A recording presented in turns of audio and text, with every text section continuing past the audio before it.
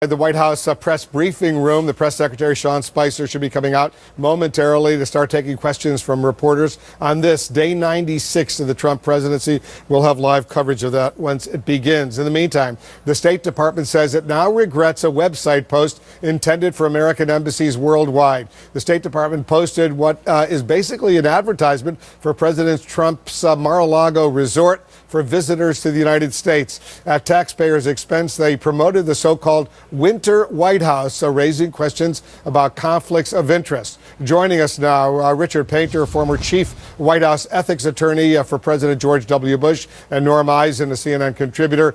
He was ethics czar under President Obama. So let me start with you, Richard. What's the concern here? Are you concerned about this at all?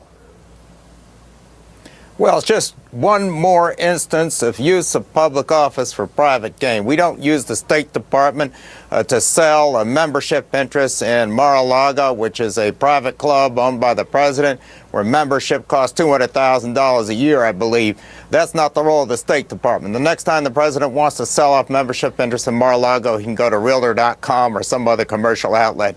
The State Department has spread a message all over the world that we are here to run a pay-to-play regime where if you do business with the Trump administration, if you do business with President Trump, you're going to get good with the United States government. There's no separation here between the president's commercial interests and the business of the United States government. That message is being spread all over the world. This is a very, very troublesome situation, and it's just one more development. We see developments like this every single day in this administration.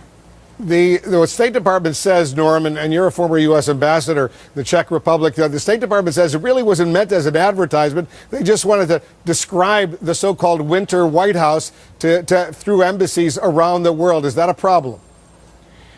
Wolf, it is a problem. Under Section 2635, one of our U.S. laws, you are not allowed, if you're a government agency or a government official, to promote a private business like Mar-A-Lago using your public office.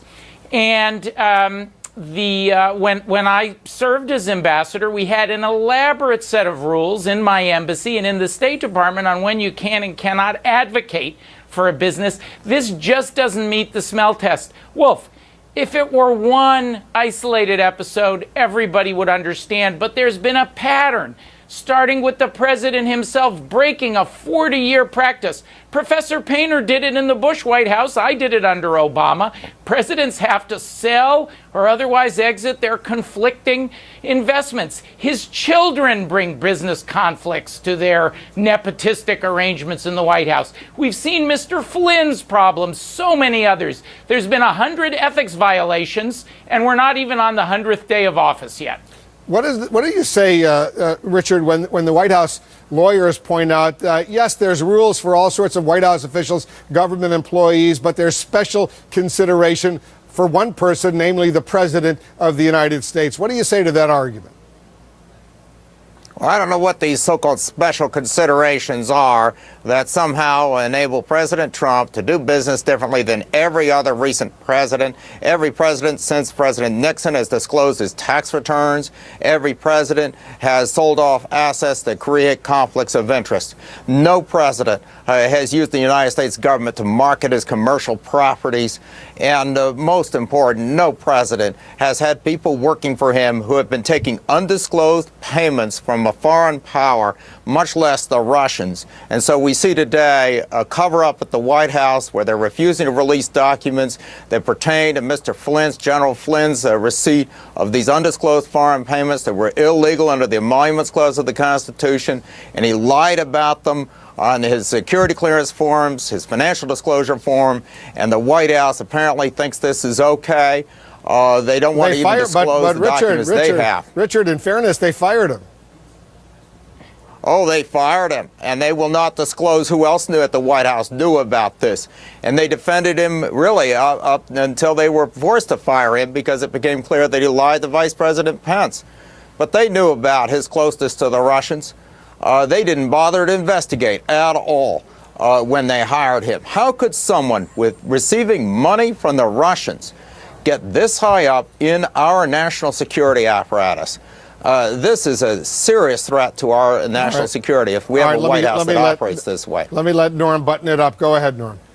Wolf, it's even worse than that because we don't have the president's tax returns. We don't know what his Russian financial ties are. We know his son said before the dad started running for office that they see a lot of Russian money in their businesses. Well, we need to get the father's tax returns. We need to cut him off from these foreign payments that he's admitting he's getting from other countries. And we need to stop this rampant disregard for ethics and disregard for law. They say, Wolf, that tone at the top is the secret of good compliance. I think this administration is tone deaf at the top. That's given us the Trump mess, the Flynn mess, and now the Mar-A-Lago mess at the State Department.